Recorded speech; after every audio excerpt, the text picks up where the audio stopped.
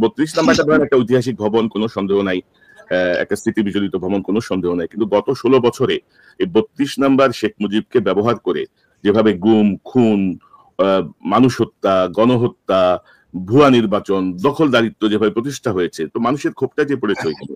এবং ধরেন আমরা যদি সিরিয়ার দিকে তাকাই, জাস্ট আফটার হাসিনার পলায়ন, আমরা যদি সিরিয়ার দিকে তাকাই, দেখেন সিরিয়ায় আসাদের পার্টি নিষিদ্ধ, আসাদের অনুসারীদের ধরে ধরে ক্যাপিটাল পানিশমেন্ট দেওয়া হচ্ছে, অলমোস্ট এভরিডেই তাদের শাস্তি দেওয়া হচ্ছে। তো আমাদের এখানে ধরেন আমরা এক ধরনের কচ্ছপ গতি দেখতেছি, বিএনপিও এক ধরনের মায়া মহব্বত, জামাতের এক ধরনের মায়া মহব্বত, অন্যান্য রাজনৈতিক দলগুলো এক ধরনের মায়া মহব্বত, এবং আওয়ামী লীগ দেখেন বিভিন্ন জায়গায় যোগ দিচ্ছে, বিভিন্ন দলে তারা আবারও সেই আগের ভূমিকা অবতীর্ণ হচ্ছে।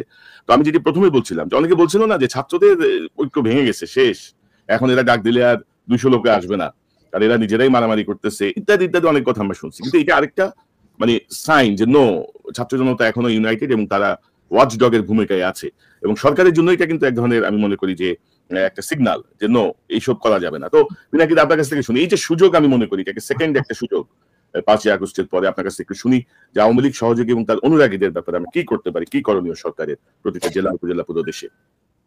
না, প্রথম ইয়েটা হচ্ছে যে বিপ্লব বিজয়ের তো কিছু চিহ্ন স্মারক লাগে আর কি। হ্যাঁ, যেমন ধরেন ফরাসি বিপ্লবে বাস্তিল দুর্গটাকে ভেঙে ফেলা হয়েছিল, আমরা শেখ মুজিবের মূর্তি উৎপাদন করছি, সেটা ঠিক আছে, কিন্তু ধানমন্ডি 32 নাম্বার এটা একটা সিগনিফিকেন্ট একটা আইকন ফ্যাসিবাদের, সেই আইকনটাকে ধ্বংস করা আমাদের জন্য জরুরি ছিল। এবং 5ই আগস্ট আসলে এমন হয়েছিল, এটা তো শুধু আমার জন্য না, সবার জন্যই একটা অপ্রত্যাশিত, হঠাৎ করে বিজয়টা আসছে এবং আমরাও মোটামুটি অপ্রস্তুত, এবং কি করতে হবে তখন বিজয়ের আনন্দে আমরা এতই মাতোয়ারা যে গুরুত্বপূর্ণ কাজগুলো আমরা করতে পারিনি। এবং তারপর থেকে আমার মনে হচ্ছিল যে আরে এই কাজটা তো হলো না।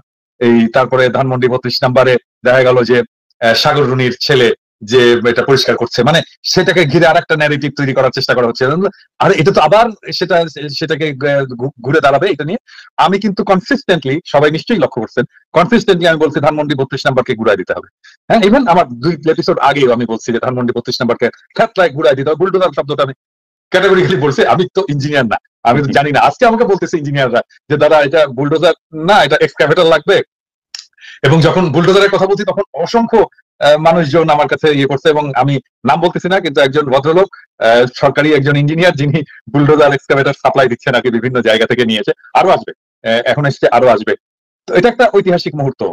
এবং এই আমি কিন্তু সত্যিকার অর্থে আমি বলি, আমি কিন্তু কল্পনা করিনি যে 32 নাম্বার আমরা ঘুরাই দিতে পারবো, আমি এটা মনে করিনি। আমার মনে হয় যে কেউই বোধহয় মনে করেনি, কারণ এটা সেদিন করা যায়নি, সেদিন করা গেলে হয়তো 5ই আগস্ট করে 5ই আগস্টের 6 মাস পরে এটা আবার আমরা করতে পারবো। হ্যাঁ, যেখানে আমরা অনেক বিভক্ত হয়ে গেছি, আমাদের শক্তি, আমরা মনে করছি আমাদের শক্তি কমে গেছে, জনগণের ঐক্য, আওয়ামী লীগ ফিরে আসছে তার একটা শক্তি নিয়ে, সরকারের প্রতি অনেক বিরূপ বিতৃষ্ণা এটাও জন্ম নিয়েছে, তাদের অদক্ষতা আমাদেরকে ক্ষুব্ধ করছে, এরকম একটা সময় আমরা এটা করতে পারবো, এটা আমি কিন্তু কল্পনা করি। কিন্তু আজকে একটা অসম্ভব একটা বিষয় ঘটে গেল, যেটার সিগনিফিকেন্স মারাত্মক। সেটা সিগনিফিকেন্স হচ্ছে বিপ্লবের আগুন এটা নেবে, বিপ্লব এখনো জিন্দা আছে এবং আমাদের ক্ষত শুকায়নি, এবং আমাদের ঐক্যের যেটা শীর্ষবিন্দু ফ্যাসিবাদের বিরুদ্ধে, সেখানে আমরা সবাই আমাদের পরের পথটা হয়তো ভিন্ন হতে পারে, কিন্তু ফ্যাসিবাদ যে বাংলাদেশে ফিরবে না এবং ফ্যাসিবাদের আমরা কোনো চিহ্ন রাখবো না, সে ব্যাপারে গোটা জাতি, পুরো জাতি আবার একমত।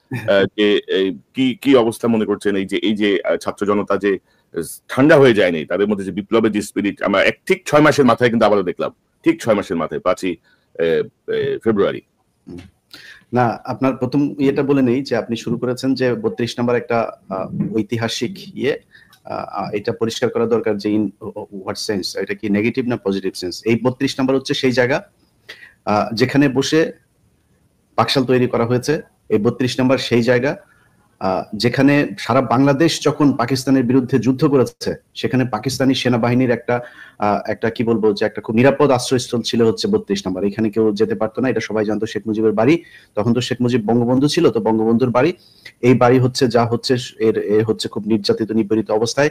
কিন্তু পরবর্তীতে জানা গেল যে তাদের পরিবারকে সব ধরনের সুযোগ সুবিধা দিয়ে রেখেছে শেখ রেহানার সাথে পাকিস্তানের সেনাবাহিনীর কিছু সদস্যের অনেক খবর টবরও পরবর্তীতে বেরিয়েছে, 1500 টাকা ভাতার বিষয়গুলো বেরিয়েছে।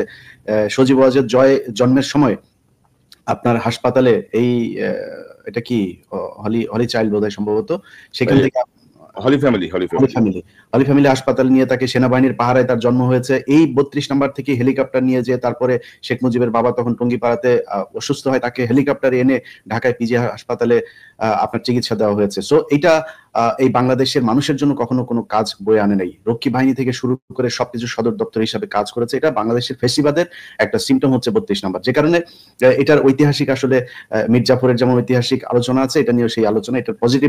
আমি অ্যাকচুয়ালি ইলিয়াস ধরেন এই বিষয়গুলো তো ধরেন আমিও জানি, জাস্ট ওভারঅল আমি বলছিলাম না, আমি জনগণের স্বার্থে স্পেশাল কোনো অনুকম্পা থেকে বলা হচ্ছে না, বলা হচ্ছে একটা ঐতিহাসিক ভবন। এইসব কর্মকাণ্ড এখানেই সংঘটিত হয়েছে। আজকে আমাদের একজন বুদ্ধিজীবী আছে যিনি ভিডিও এডিটর থেকে সাংবাদিক হয়েছেন। আমরা টেলিভিশনটার নাম বলতে চাই না, এটার সাথে আমাদের অনেক আবেগ অনুভূতি জড়িয়ে আছে। সেই টেলিভিশন কর্তৃপক্ষকে বলবো উইদিন 24 আওয়ার্সের মধ্যে তাদের একজন ভিডিও এডিটর কাম সাংবাদিক মঞ্জুরুল আলম পান্না, তাকে খুব দ্রুত টেলিভিশন থেকে সরাইতে হবে। এটা যদি না সরানো হয় তাহলে আমরা ওপেনে কথা বলতে বাধ্য হব। এটা নিয়ে যারাই কথা বলছে সেই মানুষগুলোর চেহারা আমরা চিনি, তারা সরাসরি আওয়ামী লীগের লোক, এখন সুশীল একটা ভাব ধরে এটার পক্ষে কথা বলার চেষ্টা করছে। দ্বিতীয় কথাটা হচ্ছে যে আপনি ছাত্র জনতার যে কথাটা বলেছেন, অবশ্যই ছাত্র জনতা এখানে মাঠে নেমে এসেছে, কিন্তু আমি খুবই খুশি হতাম যে আমরা প্যারিসে বসে কিংবা নিউ ইয়র্কে বসে এইটার বিভিন্ন ধরনের কারা কি করবে কি হবে আজকে 32 নম্বরে এই যে কানেকশন গুলো করাচ্ছি, সেটা মনে হয় ছাত্রদের যে নেতারা এখন সরকারের পার্ট, তাদের কাছ থেকে আসলে আরো ভালো হতো। আমি তাদের প্রতি সম্মান রেখে বলছি, ছাত্ররা এটা বোঝা উচিত যে মানুষ আসলে কি চায় সেটা বুঝতে মনে হয় তাদের একটু সমস্যা হচ্ছে। তাদের মধ্যে অন্তত একজন প্রতিনিধি যদি এখানে আজকে লিড দিত, এটা আমাদের চোখে দেখতে আরো বেশি আমাদের ভাল লাগতো। এটা আইসমুদিং মনে হতো, আইসুদিং হতো। কারণ হচ্ছে গিয়ে বাংলাদেশের মানুষ আওয়ামী লীগ এবং ইন্ডিয়া এই দুইটার ব্যাপারে জিরো টলারেন্স, সেটা তারা আজকে বুঝিয়ে দিয়েছে। কিন্তু ছাত্ররা আমার মনে হয়েছে যে তারা মনে হয় একটা রাজনৈতিক দল গঠন করতে চায়। তারাও বিএনপি, জামাত, আওয়ামী লীগের মতো এরকম তথাকথিত মানে রাজনীতির যে ধারা আমাদের দেশে চলছে, সেই ধারায় গা ভাসিয়ে দেওয়ার একটা চেষ্টা